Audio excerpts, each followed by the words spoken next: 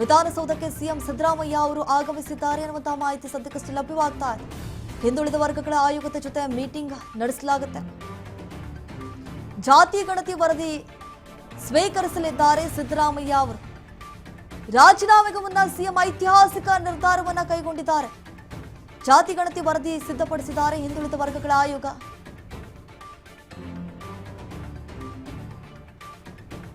ನೋಡಿ, ರಾಜೀನಾಮೆ ಚರ್ಚೆ ಆಗ್ತಾ ಇದೆ ಕಾಂಗ್ರೆಸ್ ಪಾಳ್ಯದಲ್ಲಿ. ಅದರ ಮಧ್ಯೆ ಈಗ ವಿಧಾನಸೌಧಕ್ಕೆ ಎಂಟ್ರಿ ಕೊಟ್ಟಿದ್ದಾರೆ ಎನ್ನುವಂತಹ ಮಾಹಿತಿ ಇದೆ. ಸಿಎಂ ಸಿದ್ದರಾಮಯ್ಯ ಅವರು ಸಾಕಷ್ಟು ರೀತಿಯಾದಂತಹ ಬದಲಾವಣೆಗಳಾಗ್ತಾ ಇರುವಂಥದ್ದು.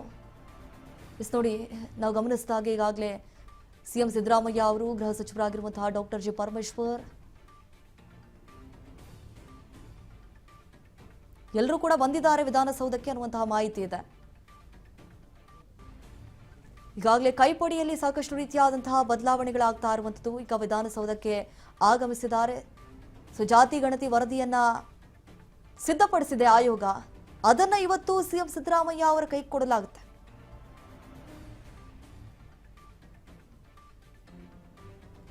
ಕಾಂಗ್ರೆಸ್ನ ಹೈಕಮಾಂಡ್ ಈಗಾಗಲೇ ಸಿಎಂ ಸಿದ್ದರಾಮಯ್ಯ ಅವರು ರಾಜೀನಾಮೆ ಕೊಡಲೇಬೇಕು ಅಂತ ಹೇಳಿ ಹೈಕಮಾಂಡ್ ನಾಯಕರು ಹೇಳಿಬಿಟ್ಟಿದ್ದಾರೆ. ಎಲ್ಲೋ ಒಂದು ಕಡೆ ಸಿಎಂ ಸಿದ್ದರಾಮಯ್ಯ ಅವರು ಗೊಂದಲದಲ್ಲಿದ್ದಾರೆ, ಮೌನಕ್ಕೆ ಶರಣಾಗ್ಬಿಟ್ಟಿದ್ದಾರೆ. ಅವರ ಆಪ್ತ ಬಣದವರು ಏನಿದ್ದಾರೆ, ಯಾವುದೇ ಕಾರಣಕ್ಕೂ ನೀವು ಅಧಿಕಾರವನ್ನ ಹಸ್ತಾಂತರ ಮಾಡಬೇಡಿ, ನಾವು ಸುಧಾರಂ ಒಪ್ಪಲ್ಲ ಅಂತ ಹೇಳಿ ಕೂಡ ಹೇಳ್ತಾ ಇರುವಂಥದ್ದು. ಈಗಾಗಲೇ ಅವರ ನಿವಾಸಕ್ಕೆ ಹೋಗ್ತಿದ್ದಾರೆ, ಅವರನ್ನು ಸಮಾಧಾನ ಪಡಿಸುವಂತಹ ಕೆಲಸ ಆಗ್ತಾ ಇದೆ. ನೀವು ಕೊಡಲೇಬೇಡಿ, ಯಾಕಂತಂದ್ರೆ ಒಳ್ಳೆಯ ಅಧಿಕಾರವನ್ನು ನಡೆಸಿಕೊಂಡು ಬಂದಂಥವ್ರು ಏಕಾಏಕಿಯಾಗಿ ಅಧಿಕಾರ ಹಸ್ತಾಂತರ ಮಾಡಿಬಿಟ್ರೆ ಅವ್ರು ಹೇಗೆ ನಡೆಸ್ತಾರೋ ಏನೋ ಅಂಥೇಳಿ ಈಗ ಕುರುಬ ಸಮುದಾಯದ ನಾಯಕರೇನಿದ್ದಾರೆ, ಜನತೆ ಏನಿದೆ, ನಾವಂತರೂ ಒಪ್ಕೊಳ್ಳಲ್ಲ ಯಾವುದೇ ಕಾರಣಕ್ಕಾಗಿ. ಚುನಾವಣೆಯಲ್ಲಿ ಪಾಠ ಕಲಿಸೋದಾಗಿ ಎಚ್ಚರಿಕೆಯನ್ನು ಕೊಟ್ಟಿದ್ದಾರೆ. ಒಂದು ವೇಳೆ ಏನಾದರೂ ನೀವು ಇನ್ ಕೇಸ್ ಅಧಿಕಾರವನ್ನು ಹಸ್ತಾಂತರ ಮಾಡಿಬಿಟ್ರೆ ಖಂಡಿತವಾಗ್ಲೂ ನಾವು ಚುನಾವಣೆಯಲ್ಲಿ, ಮುಂಬರುವಂತಹ ಚುನಾವಣೆಯಲ್ಲಿ ಪಾಠ ಕಲಿಸ್ತೀವಿ, ಗೆಲ್ಲೋದಕ್ಕೆ ಬಿಡಲ್ಲ. ಮತ್ತೊಂದು ಕಡೆ ಡಿಸಿಎಂ ಡಿಕೆ ಶಿವಕುಮಾರ್ ಅವರು ಸಿಎಂ ಆಗಬೇಕು ಅಂತ ಹೇಳಿ ಸಾಕಷ್ಟು ದಿನದಿಂದಲೂ ಕೂಡ ಕನಸನ್ನ ಇಟ್ಕೊಂಡಿದ್ರು. ಡಿಸಿಎಂ ಡಿಕೆ ಶಿವಕುಮಾರ್ ಅವರ ಬೆಂಬಲಿಗರು ಒತ್ತಡವನ್ನು ಹೇರ್ತಾ ಇದ್ರು. ಹೈಕಮಾಂಡ್ ನಾಯಕರಿಗೆ ಮನವೊಲಿಸುವಂತಹ ಪ್ರಯತ್ನ ಆಯಿತು. ನೀವು ಹೇಳಿದಾಗ 2.5 ವರ್ಷ ಸಿಎಂ ಸಿದ್ದರಾಮಯ್ಯ ಅವರು ಆಡಳಿತವನ್ನು ನಡೆಸಿಕೊಂಡು ಬಂದ್ರೆ, ಇನ್ನುಳಿದಂತಹ 2.5 ವರ್ಷ ಡಿಸಿಎಂ ಡಿಕೆ ಶಿವಕುಮಾರ್ ಅವ್ರಿಗೂ ಅವಕಾಶ ಮಾಡಿಕೊಡಿ. ಒಂದು ಬಾರಿಯ ಕುರ್ಚಿಯ ಮೇಲೆ ಕೂತ್ಕೊಳ್ಳೋದು ನಾವು ನೋಡಬೇಕು, ನಮಗೂ ಆಸೆ ಇದೆ, ನೀವು ಕೊಡ್ತೀರಾ ಅಂತ ಹೇಳಿ ನಮ್ಗೆ ವಿಶ್ವಾಸ ಇದೆ. ಹಿಂದೆ ಮೇ 15ರಂದೇ ಆ ಕುರ್ಚಿಯ ಮೇಲೆ ಕೂತ್ಕೊಳ್ಳೋ ಕನಸು ಈಡೇರುತ್ತೆ ಅಂತ ಹೇಳಿ ಎಲ್ಲರೂ ಕೂಡ ಭಾವಿಸಿದ್ರು. ಆದರೆ ಹೈಕಮಾಂಡ್ ನಾಯಕರು ಅದನ್ನ ಮುಂದೂಡ್ತಾರೆ. ಸೊ ಈಗ ಹೈಕಮಾಂಡ್ ನಾಯಕರು ನಿನ್ನೆ ಅಷ್ಟೇ CM Siddaramaiah DCM DK Shivakumar ಅವರನ್ನ ಒಟ್ಟಿಗೆ ಕರೆಸಿಬಿಟ್ಟು ಸಭೆ ಮಾಡಿದ್ದಾರೆ. ಈಗ ಸಿದ್ದರಾಮಯ್ಯಗೆ ಪಕ್ಷದಲ್ಲಿ ಕೇಂದ್ರ ಪಾತ್ರ ಕೊಡಬೇಕು ಅಂತ ಹೇಳಿ ಮುಂದಾಗಿದ್ದಾರೆ.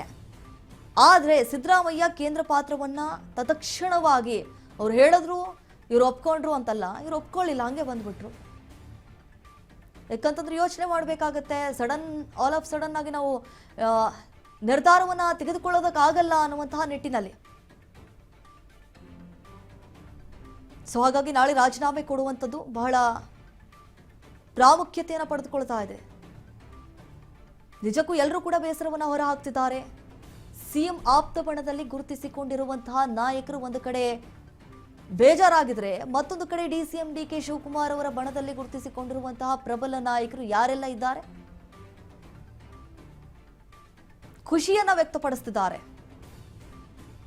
ಯಾಕಂತಂದ್ರೆ ಡಿಸಿಎಂ ಡಿಕೆ ಶಿವಕುಮಾರ್ ಅವರು ಪಕ್ಷಕ್ಕಾಗಿ ಹಗಲು ರಾತ್ರಿ ಎನ್ನದೆ ದುಡಿದವರು, ಸಾಕಷ್ಟು ಎಫರ್ಟ್ಸ್ ಹಾಕಿದ್ದಾರೆ. ಈಗ ನೋಡಿದ್ರೆ ಸಿಎಂ ಸಿದ್ದರಾಮಯ್ಯ ಅವರು ರಾಜೀನಾಮೆ ಕೊಟ್ಟು ಬಿಟ್ರೆ ಪಕ್ಷಕ್ಕೆ ಎಷ್ಟರ ಮಟ್ಟಿಗೆ ಹೊಡೆತ ಬೀಳುತ್ತೆ, ಏನೆಲ್ಲ ಡ್ಯಾಮೇಜ್ ಆಗುತ್ತೆ, ಪಕ್ಷದ ವರ್ಚಸ್ಸು ಕಡಿಮೆ ಆಗುತ್ತೆ ಅನ್ನುವಂತಹ ನಿಟ್ಟಿನಲ್ಲಿ ಈಗ ಸಿಎಂ ಆಪ್ತ ಬಣದಲ್ಲಿ ಗುರುತಿಸಿಕೊಂಡಿರುವಂತಹ ನಾಯಕರು ಯೋಚನೆ ಮಾಡ್ತಾ ಇದ್ದಾರೆ. ಬೇಡವೇ ಬೇಡ, ಯಾವುದೇ ಕಾರಣಕ್ಕೂ ನೀವು ರಾಜೀನಾಮೆ ಕೊಡಬೇಡಿ ಅಂತ ಹೇಳಿ ಮನವೊಲಿಕೆ ಮಾಡೋದಕ್ಕೆ ಕೂಡ ಮುಂದಾಗ್ತಿದ್ದಾರೆ. ಸೊ ಹಾಗೆ ಇವತ್ತು ರಾಜ್ಯಕ್ಕೆ ಕೆಸಿ ವೇಣುಗೋಪಾಲ್ ರಣದೀಪ್ ಸಿಂಗ್ ಸುರ್ಜೇವಾಲಾ ಅವರು ಕೂಡ ಭೇಟಿಯಾಗುವಂತಹ ಸಾಧ್ಯತೆ ಹೆಚ್ಚಾಗಿದೆ. ಇವತ್ತು ಭೇಟಿ ಕೊಡಲಿದ್ದಾರೆ ಬೆಂಗಳೂರಿಗೆ. ಯಾಕಂತಂದ್ರೆ ನಾಳೆ CLP ಸಭೆ ಇದೆ. ಆ CLP ಸಭೆಯಲ್ಲಿ ಎಲ್ಲರೂ ಕೂಡ ಭಾಗಿಯಾಗಲಿದ್ದಾರೆ. ಆ ಸಂದರ್ಭದಲ್ಲಿ ಏನೆಲ್ಲ ಬಿರುಗಾಳಿ ಸೃಷ್ಟಿಯಾಗತ್ತೆ ಅನ್ನೋದೇ ನಿಜಕ್ಕೂ ಈಗ ಹುಟ್ಟಿರುವಂತಹ ಬಹುದೊಡ್ಡ ಪ್ರಶ್ನೆ. ಏಕಂತಂದ್ರೆ ಆ ಒಂದು ಸಭೆಯಲ್ಲಿ ಕೆಲವೊಂದಿಷ್ಟು ಸಚಿವರುಗಳು, ಶಾಸಕರುಗಳು ತಕರಾರನ್ನು ಎತ್ತಬಹುದು. ಯಾವುದೇ ಕಾರಣಕ್ಕೂ ನಾವು ಬಿಟ್ಟುಕೊಡಲ್ಲ CM ಸಿದ್ದರಾಮಯ್ಯ ಅವರನ್ನ ಅಂತ ಹೇಳಿ. ಮತ್ತೊಂದು ಕಡೆ ಈಗ DCM DK ಶಿವಕುಮಾರ್ ಅವರ ಬಣದಲ್ಲಿ ಗುರುತಿಸಿಕೊಂಡಿರುವಂತಹ ನಾಯಕರೇನಿದ್ದಾರೆ, ಇಷ್ಟು ದಿನ ಒತ್ತಡವನ್ನು ಹೇರ್ತಾ ಇದ್ದವರು ನಾಳೆ ಅವರು ಕೂಡ ಈ ಒಂದು CLP ಸಭೆಯಲ್ಲಿ ಭಾಗಿಯಾಗಲಿದ್ದಾರೆ.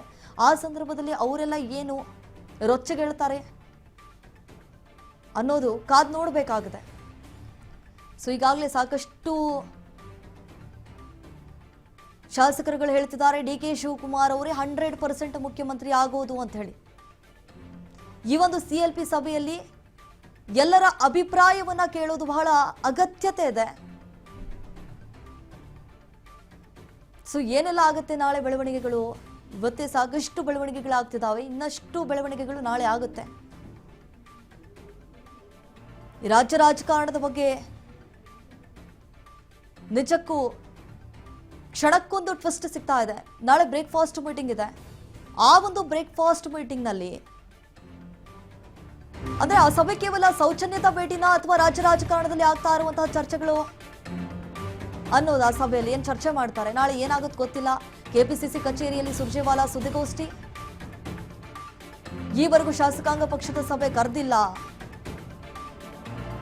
ಸಿದ್ದರಾಮಯ್ಯ ನಮ್ಮ ಪಕ್ಷದ ಗೌರವಾನ್ವಿತ ನಾಯಕರು ಅಂತ ಹೇಳಿ ಪಕ್ಷಕ್ಕಾಗಿ CM ಸಿದ್ದರಾಮಯ್ಯ ಸಾಕಷ್ಟು ದುಡಿದಿದ್ದಾರೆ. DK ಶಿವಕುಮಾರ್ ಸಹ ಪಕ್ಷಕ್ಕಾಗಿ ಸಾಕಷ್ಟು ದುಡಿದಿದ್ದಾರೆ.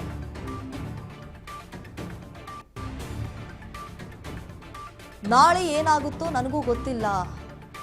ನಾಳೆಯ ಕ್ಲೈಮ್ಯಾಕ್ಸ್ ಸಾಕಷ್ಟು ಕುತೂಹಲವನ್ನ ಮೂಡಿಸ್ತಾ ಇದೆ. CLP ಸಭೆ, ನಾಳೆಯ ಸಭೆಯತ್ತ ಎಲ್ಲರ ಚಿತ್ತಾನು. ಹಾಗೆ ಈಗ ಸುರ್ಜೇವಾಲಾ ಅವರು ಸುದ್ದಿಗೋಷ್ಠಿಯನ್ನ ನಡೆಸಿದ್ದಾರೆ. ಆ ಸಂದರ್ಭದಲ್ಲಿ CM ಸಿದ್ದರಾಮಯ್ಯ ಅವರ ಪರವಾಗಿ ಬ್ಯಾಟ್ ಬೀಸಿದ್ದಾರೆ. ಇತ್ತ DCM DK ಶಿವಕುಮಾರ್ ಅವರ ಪರವಾಗಿ ಕೂಡ ಬ್ಯಾಟಿಂಗ್ ಬೀಸಿದ್ದಾರೆ.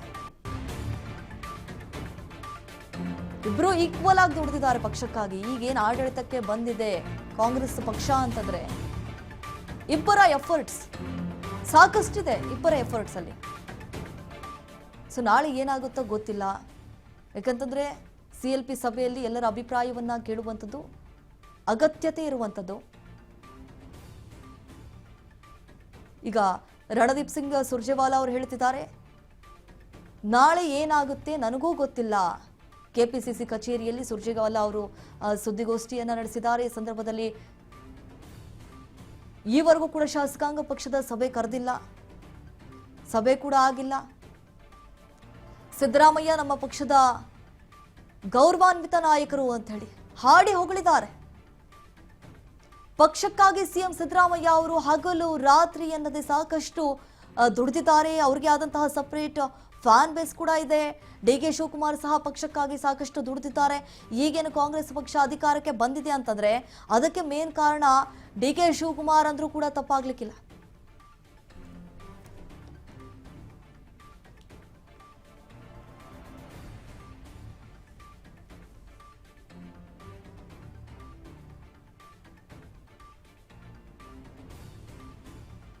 ನೋಡಿ, ಕೈಪಡಿ ಪವರ್ ಫೈಟ್ಗೆ ಕೊನೆಗೂ ಕ್ಲೈಮ್ಯಾಕ್ಸ್ ಸಿಗ್ತಾ ಇರುವಂಥದ್ದು. ನಾಳೆ ಸಿದ್ದರಾಮಯ್ಯ ಅವರು ರಾಜೀನಾಮೆ ಕೊಡೋದು ಗ್ಯಾರಂಟಿ, ಗ್ಯಾರಂಟಿ ಗ್ಯಾರಂಟಿ ಅಂತ ಹೇಳಿ ಸಾಕಷ್ಟು ಮಂದಿ ಹೇಳ್ತಾ ಇದ್ದಾರೆ. ಈಗಾಗಲೇ ಕಾಂಗ್ರೆಸ್ ಪಾಳ್ಯದಲ್ಲಿ ಬಿರುಸಿನ ಬೆಳವಣಿಗೆಗಳಾಗ್ತಾ ಇರುವಂಥದ್ದು. ಈಗಾಗಲೇ KPCC ಕಚೇರಿಯಲ್ಲಿ ಸುರ್ಜೇವಾಲಾ ಅವರು ಸುದ್ದಿಗೋಷ್ಠಿಯನ್ನ ಮಾಡಿದ್ದಾರೆ. ಸಂದರ್ಭದಲ್ಲಿ DCM DK ಶಿವಕುಮಾರ್ ಹಾಗೆ CM ಸಿದ್ದರಾಮಯ್ಯ ಅವರ ಪರವಾಗಿ ಬ್ಯಾಟ್ ಬೀಸಿದ್ದಾರೆ. ಹಗಲು ರಾತ್ರಿ ಎನ್ನದೇ ಇಬ್ಬರು ಕೂಡ ಪಕ್ಷಕ್ಕಾಗಿ ದುಡಿದಿದ್ದಾರೆ.